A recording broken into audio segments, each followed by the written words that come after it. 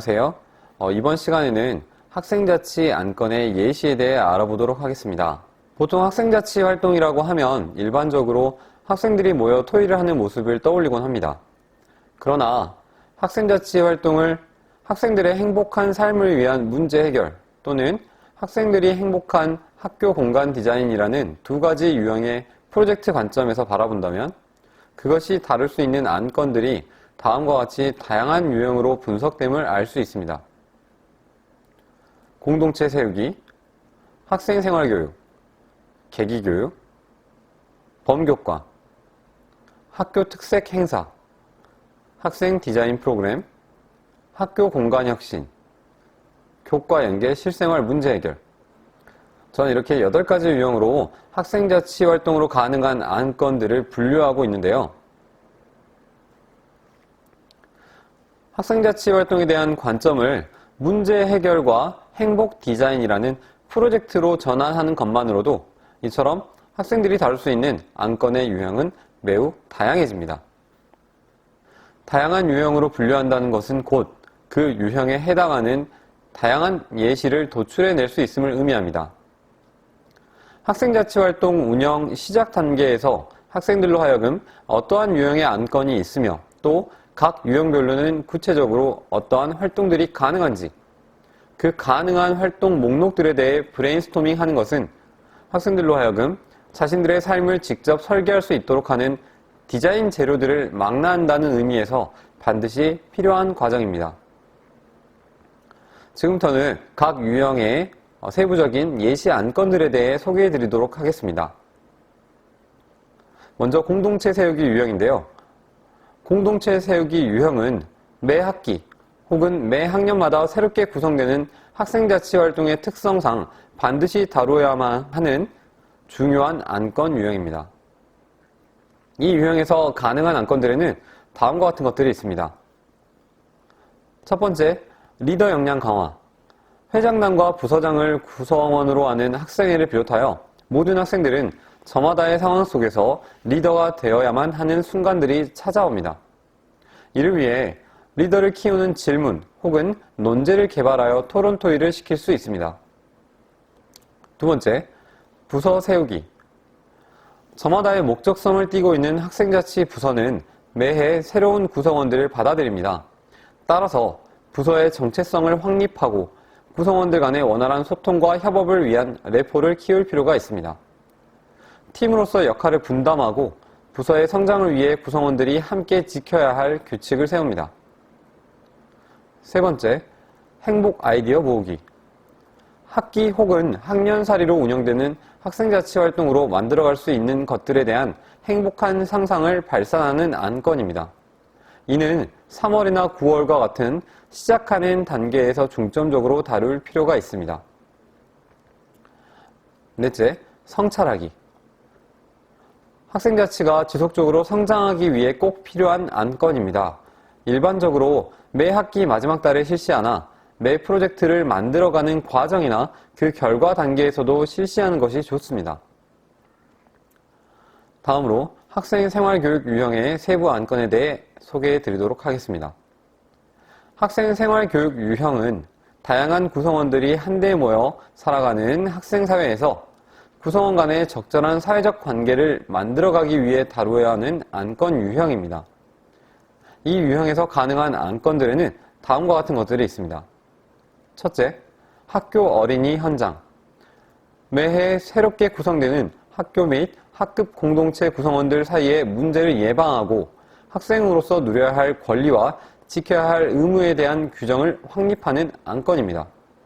생활교육 측면에서는 학생생활규정 재개정이라고도 하며 이 안건을 통해 학생 인권에 대해서도 다룰 수 있습니다. 둘째, 고운말 사용.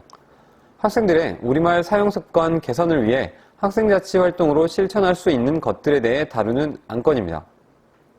셋째, 학교폭력 예방. 학생 간 학교폭력을 예방하고 원만한 교우관계 유지를 위해 학생자치 활동으로 실천할 수 있는 것들에 대해 다루는 안건입니다. 넷째, 경청문화 만들기. 사회적 관계 속에서 발생하는 모든 문제는 대부분 경청의 부족과 관련이 있습니다. 학교 교육 공동체 사이의 경청 문화를 만들기 위해 학생 자치 활동으로 실천할 수 있는 것들에 대해 다룹니다. 다섯째, 인사 예절 교육. 관계를 맺는 시작과 끝은 바로 인사입니다. 바른 인사 예절 속에서 행복한 공동체 문화를 만들어갈 수 있습니다. 이와 관련하여 학생 자치 활동으로 실천할 수 있는 것들에 대해 다룹니다. 여섯째, 교통안전 교육. 등하굣길에 학생 스스로 자신을 지킬 수 있는 교통안전 습관을 키워주기 위해 실천할 수 있는 것들에 대해 다루는 안건입니다. 일곱째, 감염 예방 교육. 도서관 방역, 특별실 안전 이용, 예방 생활수칙 교육 등에 대해 다루는 안건입니다. 다음은 계기교육 유형입니다. 계기교육 유형은 학교 교육과정에 제시되지 않은 특정 주제에 대해 이루어지는 교육으로 대한민국의 국민으로서 응당히 알아야 할 특정 기념일 또는 시사 주제를 다루는 안건 유형입니다. 이 유형에서 가능한 안건들에는 다음과 같은 것들이 있습니다. 첫째, 공동체 계기교육. 어린이날, 어버이날, 스승의 날을 비롯하여 공동체의 구성원에 대해 가치나 의미에 대해 생각해 보게 하는 안건입니다. 둘째, 추모 계기교육. 3.1절, 세월호, 현충일과 같은 학생들이 국가 또는 공동체를 위해 희생하신 분들에 대해 생각해 보게 하는 그러한 안건입니다. 셋째, 민주화 계기교육. 4.19, 5.18, 6월항쟁, 촛불항쟁 등 민주주의 역사, 발전, 그 속에서의 민주시민으로서의 가치에 대해 생각해 보게 하는 안건입니다. 넷째, 명절 계기교육. 주요 명절인 정월대보름, 추석, 설 등에 대해 다룰 수 있습니다. 다음은 범교과 학습 유형입니다. 범교과 학습은 2015 개정교육과정에 제시된 편성 운영의 기준상 교과와 창의적 체험활동 등 교육활동 전반에 걸쳐 통합적으로 다루도록 하고 지역사회 및 가정과 연계하여 지도한다 라고 명시되어 있습니다. 이를 근거로 학생자치활동에서 다룰 수 있는 안건 유형입니다. 이 유형에서 가능한 안건들에는 2015 개정교육과정의 범교과학습 10대 주제로서 다음과 같은 것들이 있습니다. 안전건강교육, 인성교육, 진로교육, 민주시민교육, 인권교육, 다문화교육, 통일교육, 독도교육, 경제금융교육, 환경지속가능발전교육 이렇게 10가지 주제와 관련하여 우리는 교과와 통합하여 또는 창의적체험활동과 연계하여 다양한 안건으로 학생들의 참여를 도모할 수 있습니다.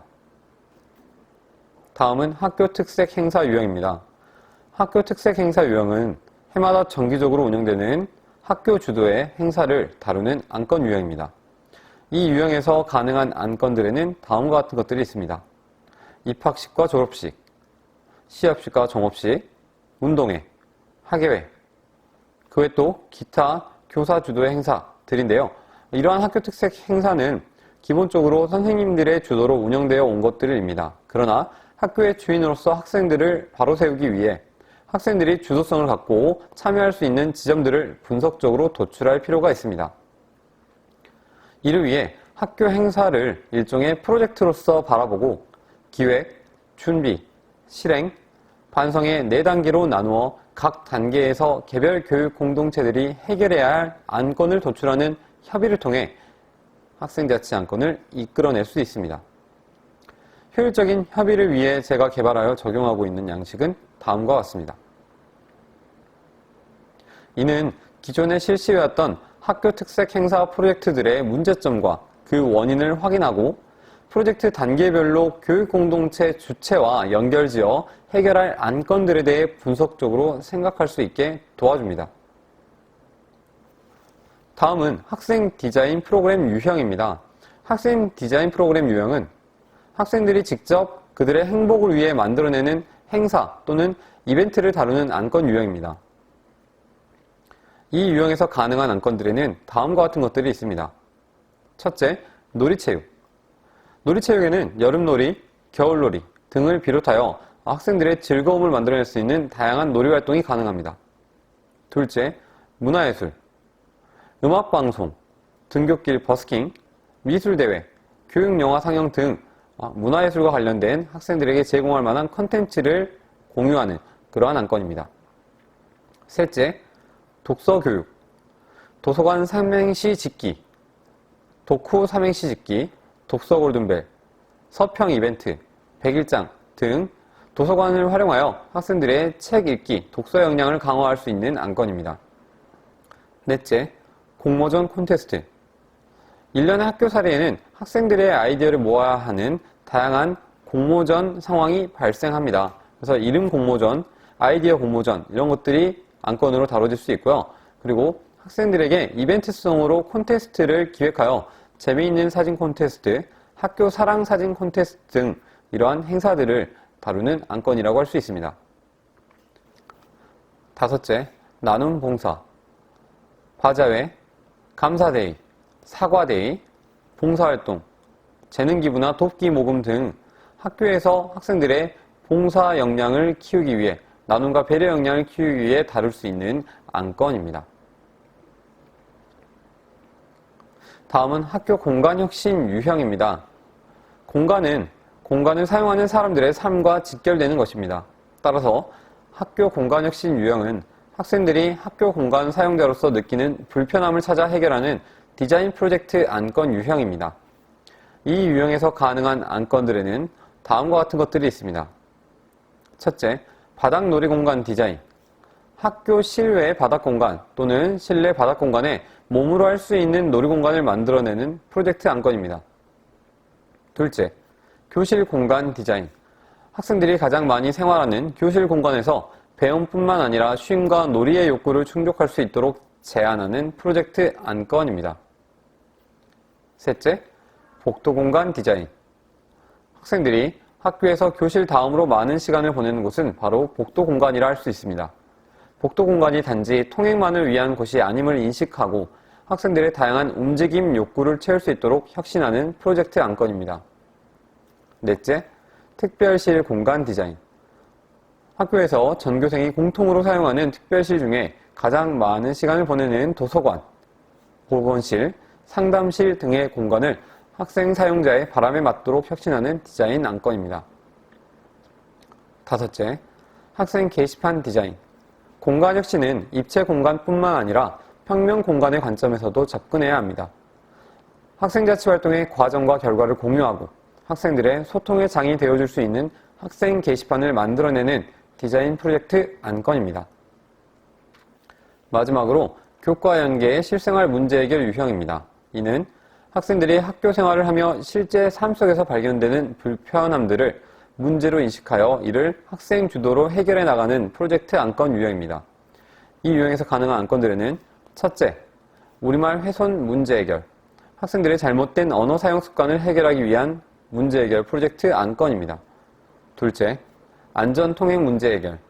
학생들의 복도 및 계단에서의 안전한 통행 습관을 키우기 위한 문제 해결 프로젝트 안건입니다.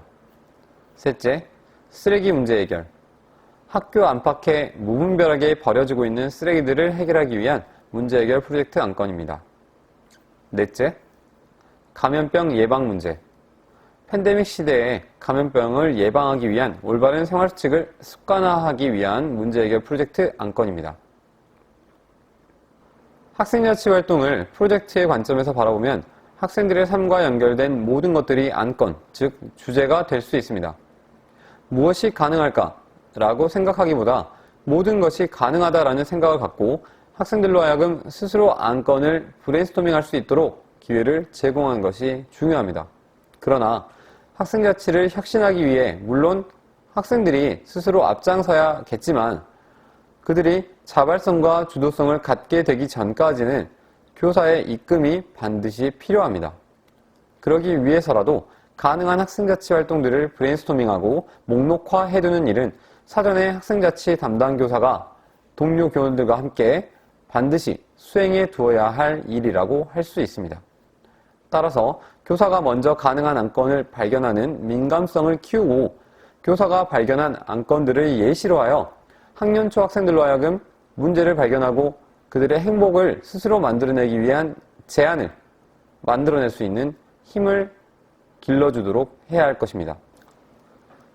이번 시간에는 학생자치 안건의 예시에 대해 알아보았습니다. 다음 시간에는 학생자치 혁신의 실제, 그 중에서도 행사와 이벤트 유형에 대해 알아보도록 하겠습니다.